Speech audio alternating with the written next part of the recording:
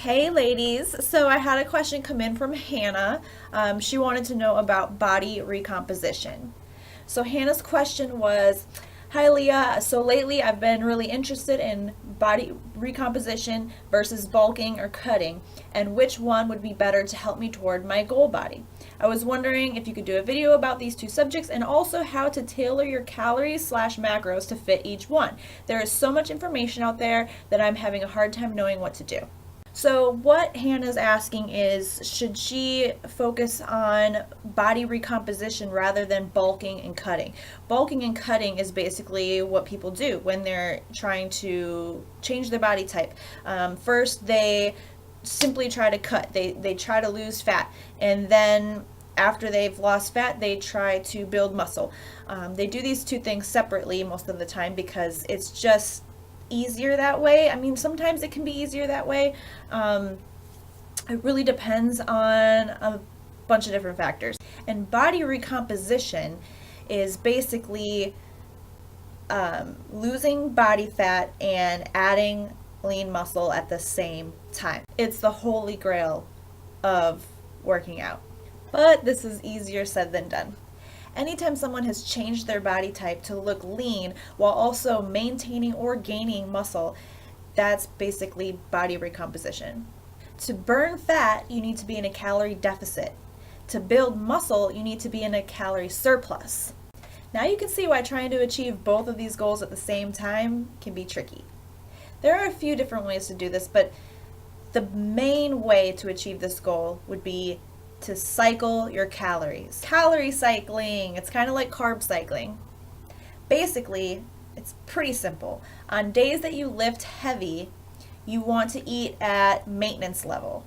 Okay, so maintenance level is just eating as many calories as your body needs to maintain your current body weight. And on the days that you're not lifting, on the days that you're just doing light stuff, or the days that you're doing cardio, you would eat at a slight deficit. So a heavy lifting day would be like a leg day. Like, leg days are just generally really hard workout days because they're the biggest muscles in your body, so you're really stressing your body when you do leg days. So that would be a heavy lifting day. Anytime you're doing back, if you're doing a back day, that's another big muscle group, so a back day might be a good day. But in general, if let's say you're doing just like abs, core, arms, shoulders, or cardio, those would be days where you would eat at a slight deficit. Now, this doesn't work for everybody. So who does this work for? When it comes to body recomposition, who does this work for? Number one, this works for the beginner. So if you are fairly new to working out, maybe you just haven't been consistent ever and you're still a beginner, this would be good for you because it's a good way to ease into dieting. I hate to call it dieting because it's more of a lifestyle, but it's a good way to ease into it.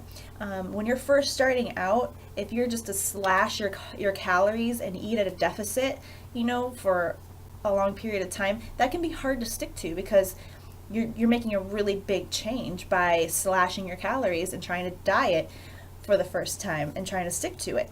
So doing this as a beginner is a kind of a good way to ease into it, where you can still eat at maintenance level some days, and then other days you're eating slightly at a deficit. So it's a good way to balance and kind of ease yourself into the process. Plus, as a beginner, beginners tend to lose weight and see changes quicker because they're beginners. They are making a brand new change. If they're going from not eating healthy and not being active to suddenly eating healthy and going to the gym and working out. So that's a big change, and you're gonna see results. All you gotta do is be consistent, and beginners see more results quicker.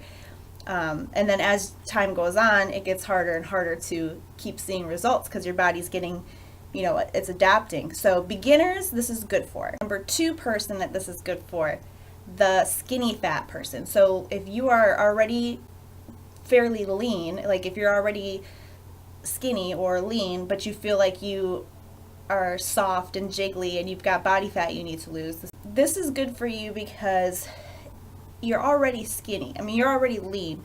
It's not necessarily that you need to lose weight.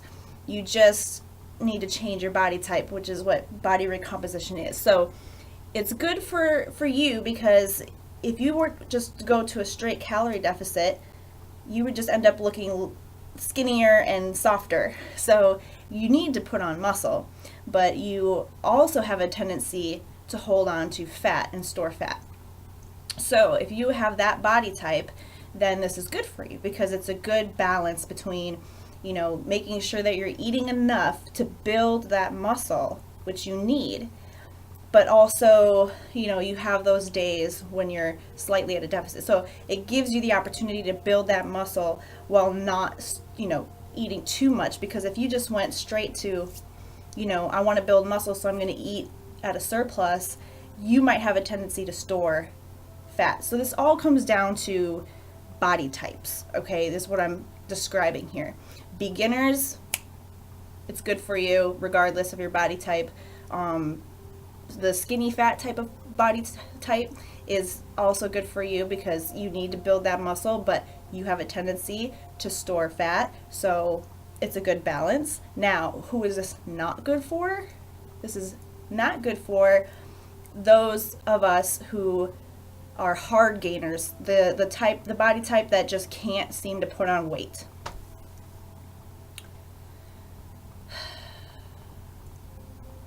We all hate you secretly. We're jealous. That person that can eat whatever they want and never put on a pound, right? If that is you, if you just stay the same no matter what you eat, and you have a hard time putting on muscle and putting on some weight and adding some curves to the body, if you're just, lean naturally, this might not be good for you. You might actually need to eat at a surplus most of the time so that you can gain muscle, because that is what's going to change your body. And Hannah, this question is coming from you. From what I know of you, you seem kind of like a hard gainer, like you are just naturally lean, which is awesome, but I know it can also suck because you want to build those curves and your body, you just have a hard time building muscle. So this is something you could try, but you might need to eat at a surplus. But if you do eat at a surplus, you need to make sure you're lifting heavy. You need to make sure you're lifting intensely, so that all that food you're putting into your body can be put to use. Okay, so how do you figure out your maintenance calories? So to set your maintenance calories, you want to take your body weight and multiply it by 12, 13, or 14. Multiply it by 12 if you are sedentary most of the day, if you have like a desk job and you don't do anything else besides working out at the gym or something. The rest of the day you're sedentary. Do a 12. Do 13 if you're in between, and 14 if you're very active, if you have an active job as well as working out in the gym. So body weight times 12, 13, or 14. Those are your maintenance calories. Those are the calories that you will eat on heavy training days. On your off days, you're going to take that amount, your maintenance calories, and you're going to subtract 150 to 200 calories a day, and that is what you're going to eat on your off days, your light training days, or your cardio days, or your rest days. Now for your macros, you want to eat on your training days, your hard training days, protein, 1 gram of protein per body weight, so like per pound of body weight. So if you weigh 130 pounds, you eat 130 grams of protein. For your fat, eat 20 to 30% of your total calories. And for your carbs, you want to eat the amount of calories that's remaining once the protein and your fat have been set. So whatever's left over, that's going to be your carbs. And on your off days or your light training days, you are going to just subtract 50 grams of carbs.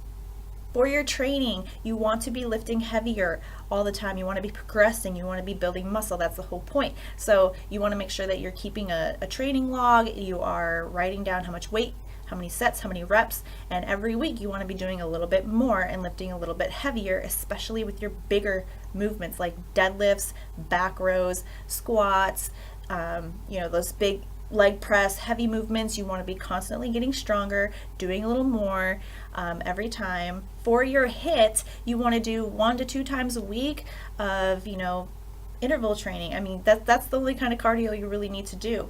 A couple times a week, 15 minutes tops, really intense. You could do interval training on the stair climber, you could run sprints, you could do battle ropes, you could do kettlebell stuff. I mean, anything that's just intense and quick.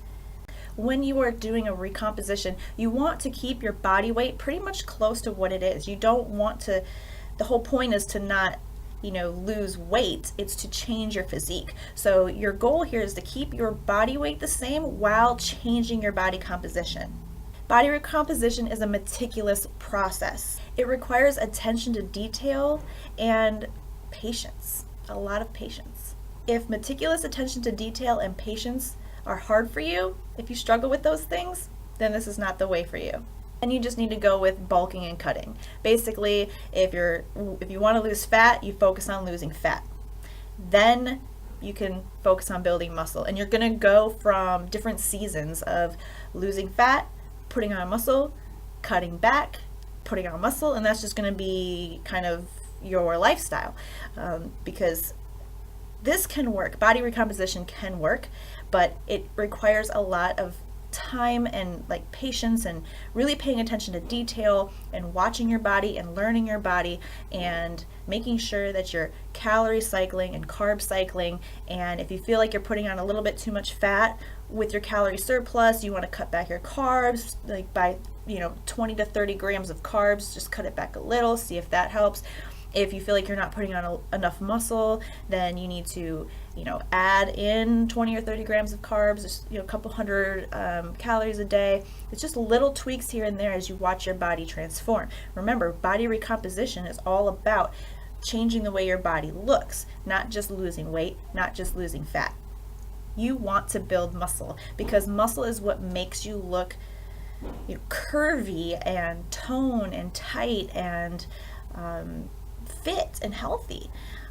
You don't just want to get skinny. You don't just want to lose weight and be skinny. Obviously you can do whatever you want to do with your life and whatever makes you happy, but to be healthy and to get the look that most people want, you need to build muscle. So this is a really good way to do it, but it does take a lot of attention to detail and patience. The pros of doing body recomposition is, you hang on to your muscle more. So you're maintaining your muscle mass while you're burning fat at the same time. Big pro there. It's better psychologically, because you're not just dieting forever. You are getting to eat a little more some days and a little less other days. So psychologically, it's a little bit easier.